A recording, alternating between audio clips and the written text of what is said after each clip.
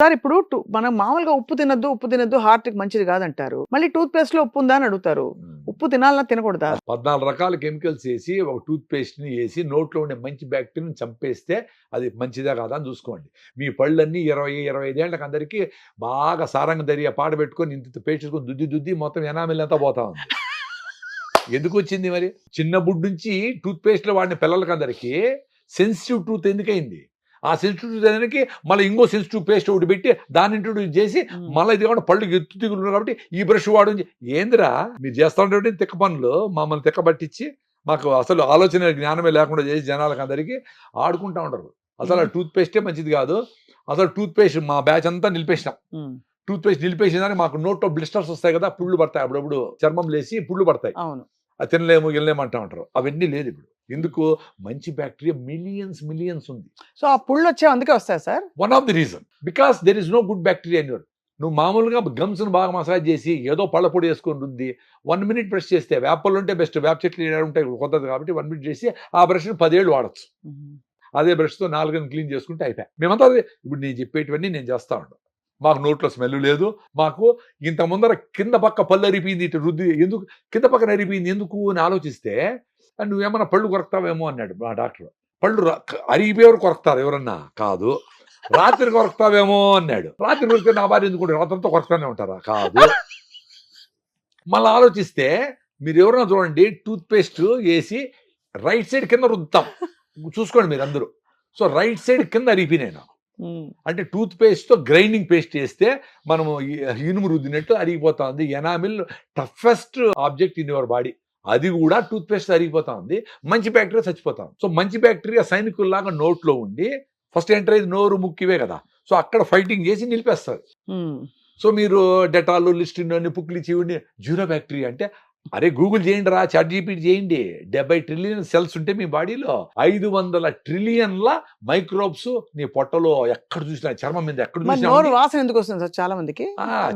చెత్తంతా తిని లోపలంతా స్వెట్ వాసనే, నోరు వాసనే, మనిషి వాసనే, ఆలోచనలు కంపే.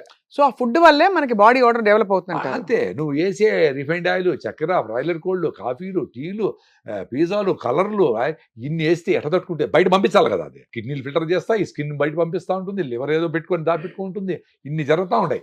మంచి బ్యాక్టీరియా నోట్లో ఉంటే ఫస్ట్ అక్కడే అయిపోతుంది. సో అక్కడ ఫెయిల్ అయితే గొంతు లేకపోతే థ్రోట్ ఇన్ఫెక్షన్ వస్తుంది, అక్కడ ఫెయిల్ అయితే లంగ్స్ లేకపోతుంది. అంటే 3 అంచెలుగా ప్రొటెక్షన్ ఉంది మనకు బాడీలో. లోపల కూడా పొట్టలో కూడా గట్ మైక్రోబియం అని మనం ఈసారి ఇంతకుముందు కూడా మాట్లాడుకున్నాం. పొట్టలో మంచి బ్యాక్టీరియా ఉంటే హ్యాపీగా ఉంటావు అని. సో బ్యాక్టీరియాని చంపేసేది యాంటీబయాటిక్స్ ఎమర్జెన్సీకి ఓకే. రెగ్యులర్ యాంటీబయాటిక్స్ వాడేది ఏంది? సో ఇప్పుడు అందరూ పెద్ద వాళ్ళందరూ గట్ మైక్రోబ్ గురించి మాట్లాడుతూ ఉంటారు. సో కడుపు చల్లగా, అమ్మ కడుపు చల్లగా అంటే కడుపు చల్లగా ఉంటే అమ్మలాగా అది గట్ బ్రెయిన్ బ్యారియర్ దాటుకొని ఈ బ్యాక్టీరియా బయటకు పోయి బ్రెయిన్లో డాన్స్ చేస్తాయి. అప్పుడు హ్యాపీగా ఉంటావు. సో దానికి ఈ acidic foods, process foods, packed foods చెత్త తినకుండా ఎక్స్పీరియన్స్ కానీ అంటా ఉన్నాను. నేను చెప్పేది ఏంటి, నేనే పెద్ద మేధావేం కాదు. నేను సింప్లిఫై చేసుకొని నేను అలాగే చూసుకున్నా, అబ్జర్వ్ చేసిన. నేను మా ఇంట్లో మంచిగా రాగి ముద్ద, మా ఆనపకాయలు, చిక్కుడుకాయ అది తినేస్తే అమ్మ అని సాయంత్రం వరకు మన ఆకలి ఉన్నది, ఎనర్జెటిక్గా ఉంది. రాగి జావా ఎన్ని రోజులు తాగాలి సార్ అంటారు. ఒక వారం తాగండి. ఇప్పుడు టీలు కాఫీలు మమ్మల్ని అడిగి తాగుతా ఉంటారు, తాగుతానే ఉంటారు కదా, పెప్సీలు గిప్సీలు అంతే కదా. ఇప్పుడు రాగి జావా ఓ వారము పొద్దున్నే 3 గ్లాసులు తాగేసి ఎక్స్పీరియన్స్ కాండి ఏమి అదొక్కటి చేయండి. రాగి జావా ఎలా చేయాలో మాకు తెలియడం లేదు సార్ అని ఫోన్ చేస్తాను. ఎట్లా కూడా చేయొచ్చు కదా, కొంచెం చిక్కగానో పలసగానో చేయొచ్చు కదా. ఇంకొంతమంది సార్ మా భార్య చేయడం లేదు సార్ మీరన్నా చెప్పండి అంటారు. మీ భార్య నా మాట ఎందుకు వింటుంది? మీ భార్య కాళ్ళు పట్టుకుంటావో కాళ్ళు పట్టుకుంటా చేయలేదు అంత ఇష్టం లేకపోతే నువ్వే నేర్చుకో. జొన్న రొట్టి చేసేది, రాగి ముద్ద చేసేది ఏం పెద్ద పని కాదు. ఇన్ని పనులు చేసే మగవాళ్ళకి ఇంట్లో రాగి ముద్ద ఇట్లా గెలికేది పెద్ద పని కాదు. వేడి నీళ్లు జొన్నపిండిలో పోసి బాగా పిసికేసి చూడండి 2 రోజులు చేస్తే ఆమె కొంచెం జాలిపడి ఆమె చేస్తుంది. ఇప్పుడు ఇవన్నీ ఏంటి, మీ కుటుంబం హెల్తీగా ఉండాలనే దానికి అందరూ తపన పడతారు. అవును. దానికి ఎక్కడెక్కడ గ్యాప్స్ ఉన్నాయో అక్కడ ఎవరైనా చేయాలా. బట్టలు ఉతకాలైనా, వంట చేయాలని, ఏదైనా మొగోళ్ళు నేనేం లేదు. అందరూ అవును అంతే కదా, అందరూ కలిసి చేసుకునేది, అందరూ కలిసి చేయాలా. ఫోన్ చేసి ఫుడ్ ఇంటికి తెప్పించుకునేది వచ్చేస్తే మంచి ఫుడ్ ఎందుకు పెడతారు ఎవడైనా? సార్ మరి ఉప్పు కదేంటి సార్, ఉప్పు వాడాలనా వద్దా, కొద్దిగా వాడమంటారా? ఇప్పుడు very simple, pink salt, Himalayan pink salt మీరు ఎంత తగ్గించి మీరు బాగా అలవాటు అయినారో కొంచెం తగ్గించండి. కొన్ని రోజులకి ఇది ఓకే అనిపిస్తుంది, మళ్ళీ కొంచెం తగ్గించండి. అట్లా 0 సాల్ట్ చేసే పనిలే, కొంచెం వేసుకొని మీ ఇష్టంగా రుచిగా ఆరోగ్యంగా హ్యాపీగా తినాలా. మీరు ఆవకాయ తింటారా సార్? ఆవకాయ తింటా, ఎందుకు తినను? కొత్త ఆవకాయ పెట్టినప్పుడు నాకేం రోగాలు లేవు, నేను ఎందుకు హ్యాపీగా ఎప్పుడు అంటే రెగ్యులర్ కాకపోయినా ఆ పెరుగున్నంలోకి ఉప్మాలోకి ఆవకాయ బాగా తింటా నేను. అందులో మంచిగా. ఉప్పు బాగుంటది కదా సార్, అందుకని ఉండి ఏం కాదు, ఏమవుతుంది, నాకు మళ్ళీ బాగానే ఉన్నాయి కదా. అన్ని నార్మల్ గా కూడా కొంత తినొచ్చు. ఇప్పుడు మీరు మంచి ఆరికలో సామలో జొన్న రొట్టెలో రాగి జావో తాగినప్పుడు మీరు ఫిట్ గా ఉండేటప్పుడు ఇంత ఉప్పు వేసుకొని తినం కదా. ఇన్ని స్వీట్లు తింటారు, పుల్లారెడ్డి స్వీట్లు 1/2 కిలో తింటారు, ఇంత ఉప్పు తినలేరు కదా. సో ఆ ఉప్పు డెఫినెట్ గా మంచిది కాదు, చక్కెర డెఫినెట్ గా మంచిది కాదు, అంతే. రెండు ఈక్వల్లీ బ్యాడే. కానీ చక్కెర తినేంత ఉప్పు తినరు కదా. అవును, అంతే. రెండోది, ఉప్పును మనము తగ్గించేదానికి చాలా స్కోప్ ఉంది ఎక్కువ తినే వాళ్ళకి. ఉప్పు లేకుండా ఏడుస్తా తినే పనిలే. మీరు భోజనానికి పోయినప్పుడు ఇష్టంగా తినాలి. అది ఇది ఏడుస్తా. చాలా మంచి పాయింట్ సార్ మీరు చెప్పింది. ఇప్పుడు అబ్బా నాకు షుగర్ వచ్చింది ఏడుస్తా తినాలి, ఉప్పు లేకుండా దగ్గర లేకుండా అనే అంత స్టేజ్ తెచ్చుకోకుండా మీరు బాగా ఎక్సర్సైజ్ చేసి వాకింగ్ చేసి రైట్ ఫుడ్ తిని ఎప్పుడన్నా ఓ స్వీట్ తినొచ్చు, బెల్లంతో చేసుకోండి. ఎప్పుడన్నా ఉప్పు కొంచెం ఎక్కువైనా ఇట్స్ ఓకే, కొంచెం ఎక్కువైతే ఫస్ట్ మీరు ఇంట్లో అవి మీరు మంచిది కాదు కాబట్టి కొంచెం తగ్గించేసుకోండి. అనవసరం మళ్ళీ ఉప్పు ఇది ఎక్స్ట్రా వేసుకోకుండా అంత తగ్గించేయండి. ఎవరికన్నా మరీ కావాలంటే కొంచెం వేసుకుంటాడు, వాళ్ళు కూడా చిన్నగా తగ్గించుకుంటూ వస్తారు. తగ్గించుకునేది మంచిదే. అవునవునవును. ఇవన్నీ సింపుల్ అండి, మనం మాట్లాడుతున్నవన్నీ వెరీ సింపుల్. ఎక్కడ టార్గెట్ చేయాలంటే గాలి, నీళ్లు, ఆహారం. ఫస్ట్ మంచి గాలి ఉండాలా. జూబ్లీహిల్స్ దొరకదు అది, మీరు ఎక్కడ పోతారో పోండి. మన నీళ్లు కావాలంటే మంజీరా నీళ్లు బాగా వేడి చేసుకొని తాగొచ్చు, డెఫినెట్ గా బెటర్ అవి. ఈ బాటిల్ నీళ్ళు వద్దంటారు? డెఫినెట్ గా 100%. నేను అందుకే నా బాటిల్ తెచ్చి పెట్టుకొని ఉంటా, స్టీల్ బాటిల్. సో దీంట్లో పట్టుకుంటా, వీలైనంత వరకు మంజీరా వాటర్, లేదంటే మీ 20 లీటర్ క్యాన్ వస్తుంది కదా, దాంట్లో పట్టుకొని నేను పెట్టుకుంటా. ప్లాస్టిక్ బాటిల్ కొనను, నేను టిష్యూనే వాడను. నా కచ్చివి నేను పెట్టుకుంటా, టిష్యూ వాడను. మరి బాగా ఎక్కువ టిష్యూలు వాడతారు కదా సార్. అదే అడవి పర్రాలు బీకేసి వీళ్ళ తాత ఏమో చెట్లు నాటినట్లు చెట్ల నుంచి కదా పలుపు వచ్చేది. అవును. సో ఒక చిన్న కచ్చి పెట్టుకొని 2 రోజులకు ఒకసారి నీళ్ళలో ఉచ్చుకుంటే అయిపోయా. మీ కాఫీ గ్లాస్ ఎండిపోగానే మీరే కడిగి ఆడి పెడితే ఇంత నీళ్ళలో అయిపోతుంది. మీ ప్లేట్ మీరే కడుక్కునేస్తే మీరు మంచి గానుగ నూనెతో, పల్లీల నూనె ఏదైనా వాడినారనుకోండి, ఆ నూనె కదా ఉంటుంది ప్లేట్కి, పాత్రలకి అన్నిటికీ. మీరు అప్పటికప్పుడే కడిగేసి జిడ్డు ఉంటుంది అనుకో, జిడ్డు మంచిది కాదని అంటే జిడ్డు ఎందుకు తింటాడో ఇంత నూనె అనయ్యా. ఇప్పుడు మంచి జిడ్డు తయారు చేసామమ్మా, గానుగలో మంచి జిడ్డు తయారు చేసావు, పల్లీల నూనె నువ్వుల నూనె ఏదో వాడుతూ ఉండవు, దాంతో వంట చేస్తావు, ప్లేట్లు వేసుకుంటావు, కూరలు వాడతావు, అన్ని చేస్తావు. అప్పటికప్పుడే మగవాళ్ళైనా ఆడవాళ్ళైనా ఎవరైనా పోయి ట్యాప్ కింద కడిగేస్తే ఎండిపోకుండా ఉంటుంది. ఎండిపోతే ఇంత కడిగి మళ్ళీ ఆ గ్రీన్ గా ఉండేది అదేందో ఆక్సో గిక్సో అదేదో వేసి పేస్ట్ వేసి బాగా రుద్ది క్లీన్ గా తళతళ మెరాలంట. మన మొహం కనిపించాలి సార్ అందులో, దాంట్లో కనిపించాలంట. దానికి ఆ గిర్రల్లో అంతా పోయి ఈ పచ్చగా ఉండే సబ్బు అంటుకుంటుంది, అవన్నీ అంటుకుంటాయి. ఆ సందుల్లో అంతా అట్లే ఉంటుంది. సాంబార్ పోస్తే వేడిగా అది కూడా కరిగి వచ్చి సాంబార్తో పాటు రోజు తాగేదా. దానికంటే మీ జిడ్డు మీకే ఉంటే మీకు నష్టము ఏమి లేదు. అందుకని నేను మా అమ్మ ప్లేట్ సపరేట్ చేసుకున్నా, నా ప్లేట్ నేనే కడుగుతా. వీలైతే మీ ఇంటికి వచ్చి మీరు భోజనం పెట్టినా మీరు నాకు అలౌ చేస్తే నా ప్లేట్ నాకు కడిగి పెట్టేస్తా. ఎందుకు, అంత నీళ్ళన్నా మిగులుతాయి కదా. అంతేగా. ఆ ఎండిపోయి నానబెట్టి సోపేసి రుద్ది ఎందుకు మెరవాలా.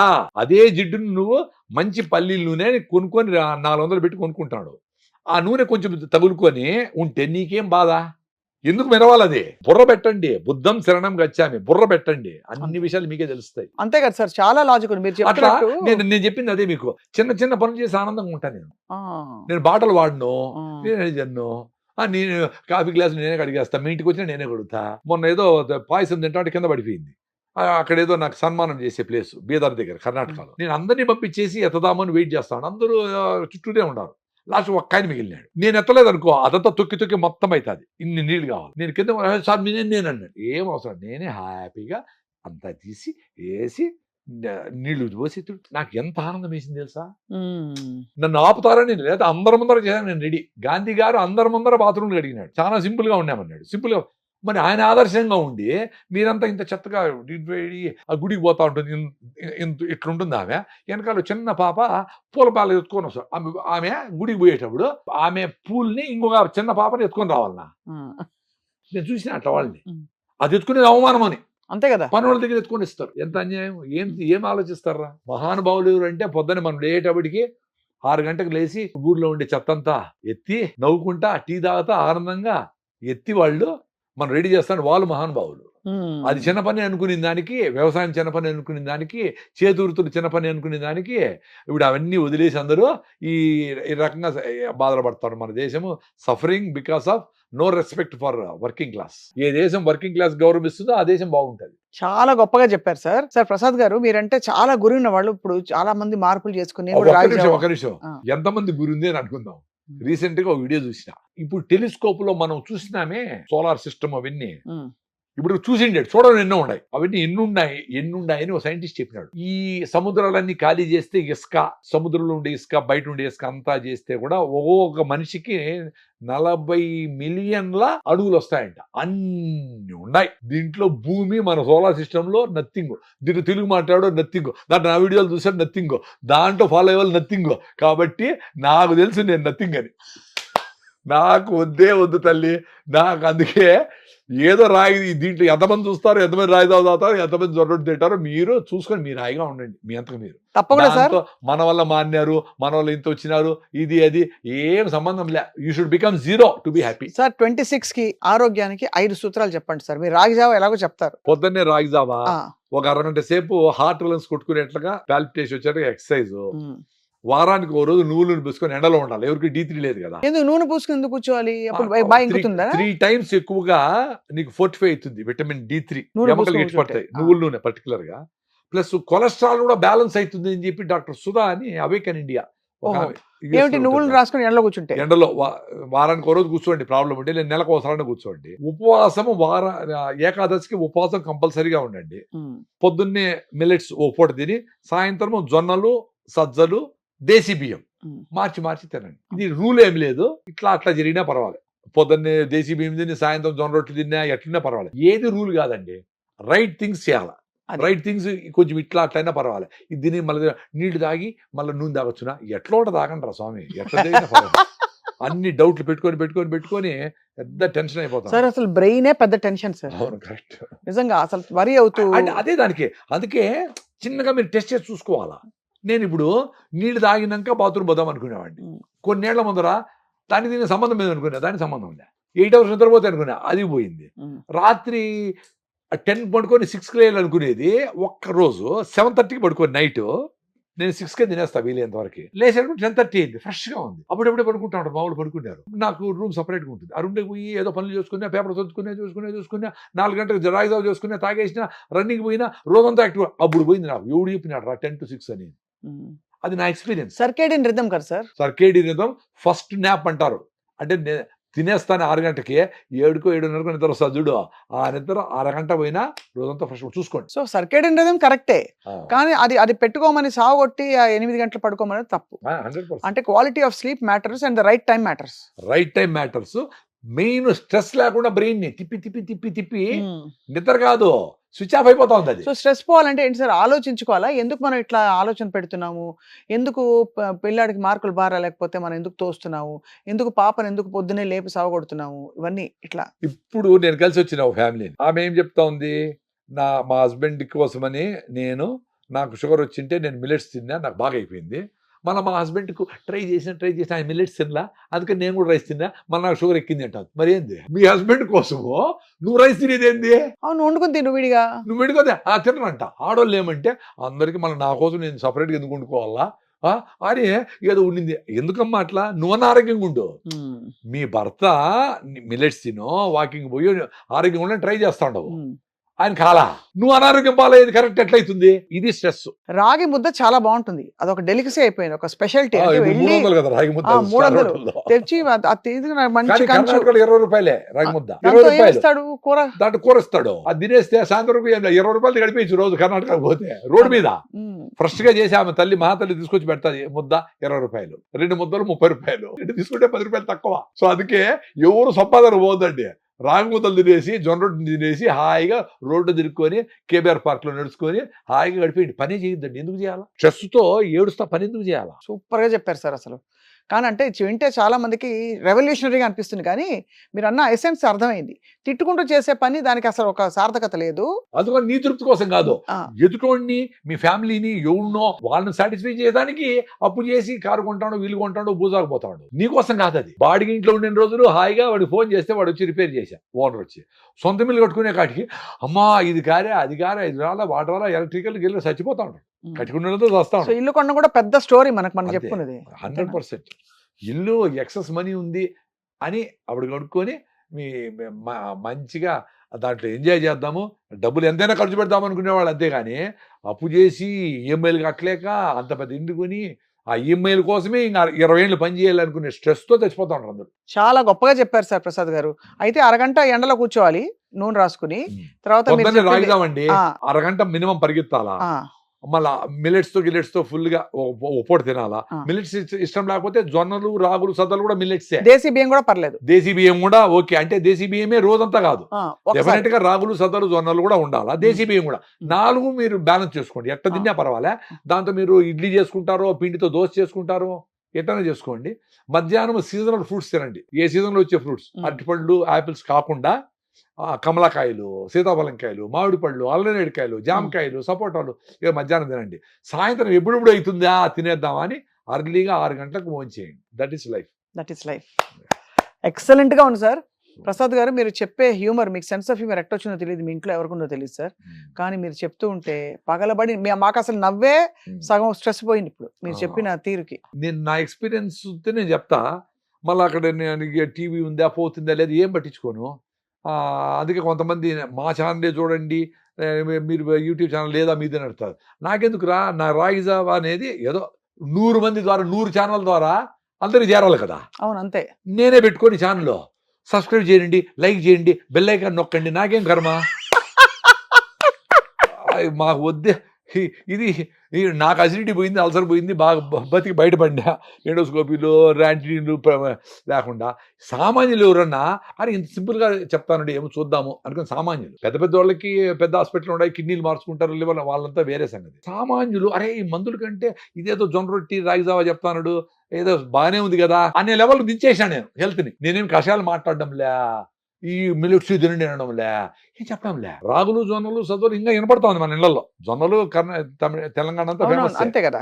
రాగులు కూడా మాట్లాడుతూ ఉంటారు. వీటితో కూడా మీ ఆరోగ్యం వచ్చేస్తుంది అని చెప్తే అరే ఇది కూడా చేయలేకపోతాడమే అని ఏడ్స్ సావాలి మిగతా ఎవరైనా చేయలేకపోతే. అంతే కదా. ఇంత సింపుల్ చేస్తే కూడా మేము చేయలేమంటే ఎట్లా? అంతే. అంతవరకు మనం చేయగలం, దాని తర్వాత వాళ్ళ ఇష్టం. చెప్పుటే మన ధర్మం, వినకపోతే వాళ్ళ కర్మం. ఈ 5 సూత్రాలతో మొదలు పెడతాను సార్ 2026ని. తప్పకుండా మీరు ఎప్పుడు ఊరికి వచ్చినా కూడా మదనపల్లి నుంచి తప్పకుండా మాకు గంట కేటాయిస్తాను. 2026 అంటే వీళ్ళు ఏమన్నా 27 తర్వాత మళ్ళా మనం మటన్ చికెన్ దంచొచ్చులే అనుకుంటారు.